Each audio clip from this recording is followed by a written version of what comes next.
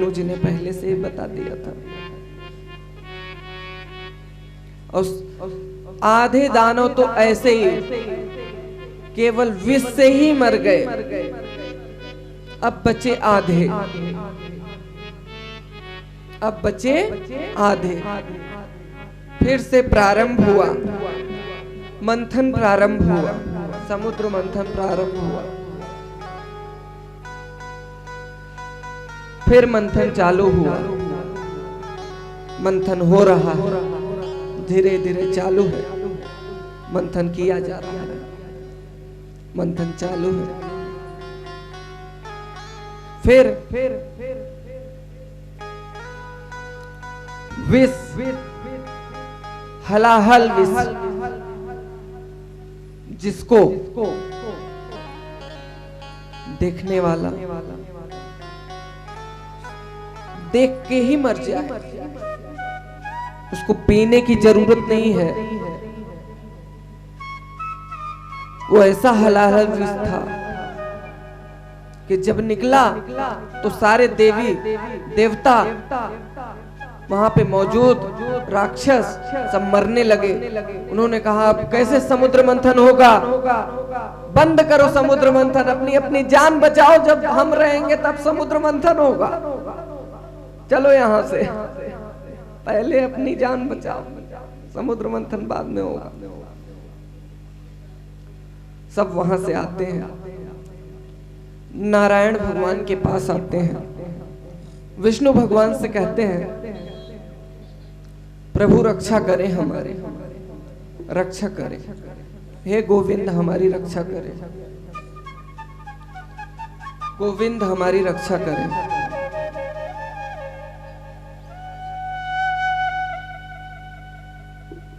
प्रभु कहते हैं आप निश्चिंत रहें, आप निश्चिंत रहें, आप निश्चिंत रहें, हम करते हैं, आपके लिए करते हैं, व्यवस्था करते हैं। उन्होंने देवों के देव महादेव से जाकर के विनती किया कि आप आकर के विष को ग्रहण करें, आपके अलावा, क्योंकि आप संहार करता है, आप संहार करता है, आप देवों के देव महादेव हैं, देवताओं के भी देवता हैं आप, आपके अंदर वो शक्तियां हैं, आपके अंदर वो शक्ति है कि आप विष को धारण कर सकते हैं। प्रभु की विनती सुनने के बाद महादेव चल दिए, महादेव चल दिए। तो माता पार्वती ने कहा कहां जा रहे हैं आप?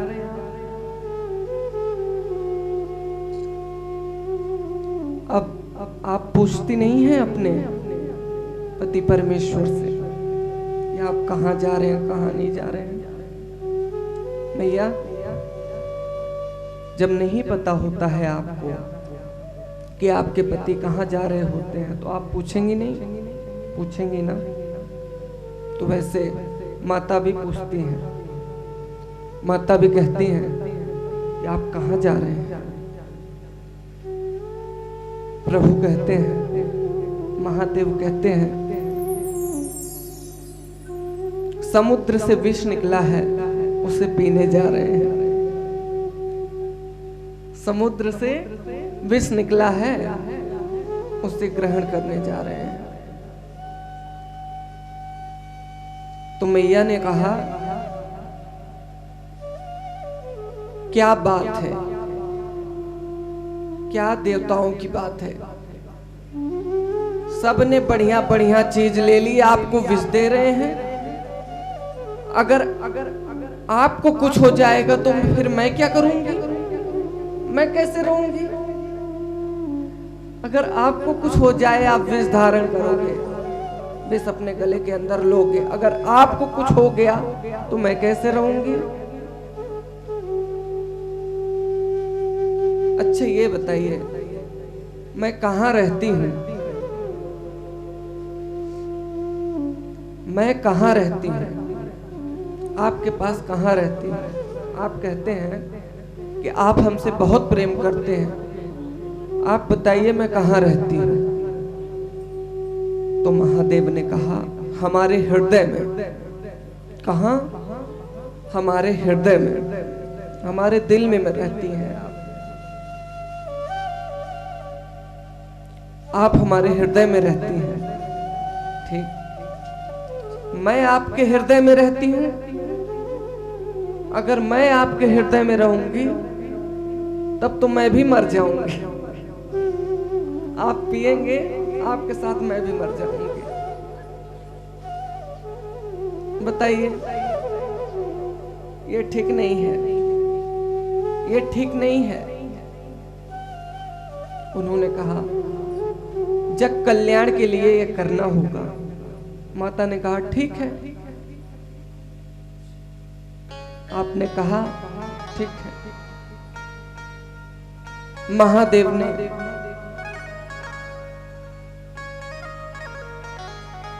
अपना विराट रूप बनाया। विराट रूप बना करके जो कमंडल निकल रहा था,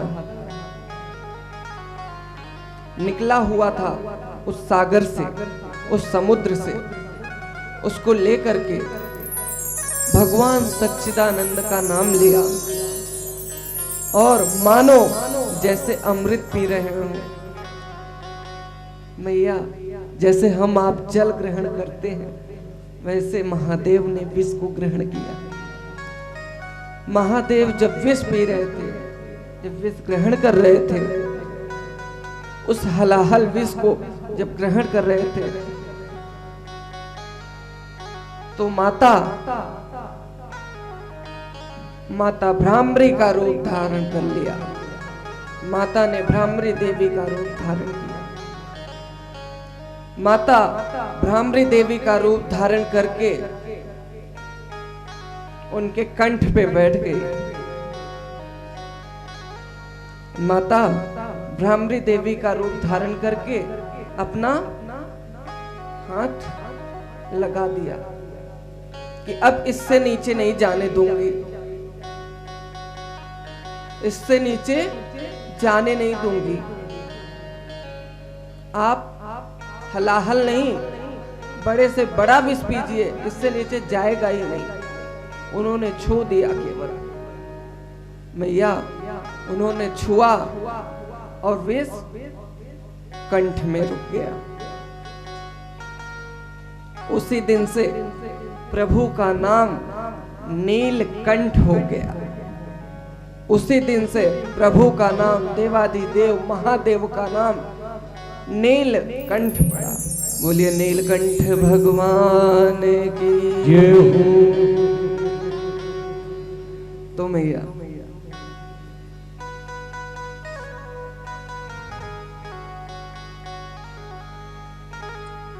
समुद्र का मंथन पुनः चालू हुआ, प्रारंभ हुआ, मंथन चालू हुआ। सबको प्रतीक्षा थी, काफी समय हो गया, काफी समय हो रहा, समय ज्यादा हो गया था। सब प्रतीक्षा कर रहे हैं कब अमृत निकले। इधर देवता सोच रहे हैं, उधर दानव सोच रहे हैं, सबकी जरूरत है अमृत। सोच रहे हैं अमृत निकले तो हम ग्रहण करेंगे, हम ग्रहण करेंगे। सबके मन में यही भाव। तो महाराज, अमृत निकला, अमृत निकला। अमृत जब निकलता है, इधर से देवता, उधर से दानव दौड़ पड़ते हैं। देवता चला, देवता ने कहा अभी विष निकला था, पता नहीं क्या है। पहले रुक जाओ थोड़ी देर, देख तो लो क्या है ये, है क्या ये। तो जब वो अमृत निकला तो उस अमृत में से, क्योंकि जैसे अमृत निकला, इधर से देवता इधर से दानव दौड़े लेने के लिए, कोई माना नहीं, आपस में युद्ध करने लगे। उन्हें जब पता चला कि ये अमृत है तो दोनों दौड़े, एक तरफ से दानव, एक तरफ से दैत्य, एक तरफ से दैत्य, एक तरफ से देवता। तो मैया ऊपर से प्रभु ने अपने गरुड़ को भेज दिया, प्रभु ने अपने गरुड़ को भेजा और गरुड़ अपने पंजे में फंसा लिया उस कमंडल को। अब वहां से उड़ गया, सब देखते रहे, वो लेके उड़ गया, कमंडल को लेके उड़ ही रहा था। 4 जगह एक एक बूंद गिर गई। महाराज ध्यान देना, 4 जगह गिर गया, 4 जगह गिरा। कहां कहां कहां कहां गिरा?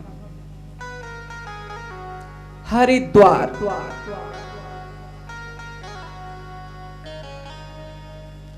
वृंदावन,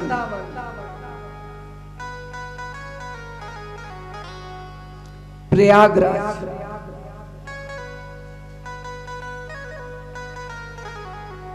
और द्वारिका। तो महाराज ये जहां जहां गिरा वहां वहां बड़े तीर्थ हो गए। वहां जो भी जाता है उसको अपने आप मोक्ष मिल जाता है। तो महाराज इसीलिए यहाँ 4 जगह आप देखते हैं कुंभ लगता है। क्यों लगता है कुंभ? वृंदावन में क्यों लगता है कुंभ? इसीलिए लगता है क्योंकि वृंदावन की धरती इतनी पवित्र है कि वहां ब्रज की रज, वृंदावन की धूल आपके माथे पे लग जाएगी, आपकी मुक्ति हो जाएगी। प्रयाग की धूल आपके मस्तक पे लग जाएगी, आपको मोक्ष मिल जाएगा। हरिद्वार का धूल आपके मस्तक पे लग जाएगा, आपको मोक्ष मिल जाएगा। द्वारिका का धूल आपको लग जाएगा, आपको मोक्ष मिल जाएगा। तो महाराज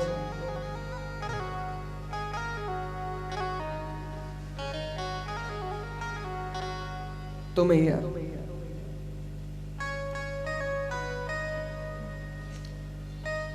इधर प्रभु ने गरुड़ से बुला लिया। अब कहां है अमृत? अमृत तो गायब हो गया। जिस चक्कर में देवी देवता इतना मेहनत किए, अमृत तो गायब हो गया। अमृत कहां गया? वैकुंठ में। अमृत तो किसके पास गया? विष्णु भगवान के पास।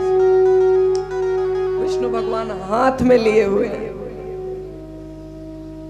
विष्णु भगवान ने कहा अब समय आ गया है, अब समय आ गया है।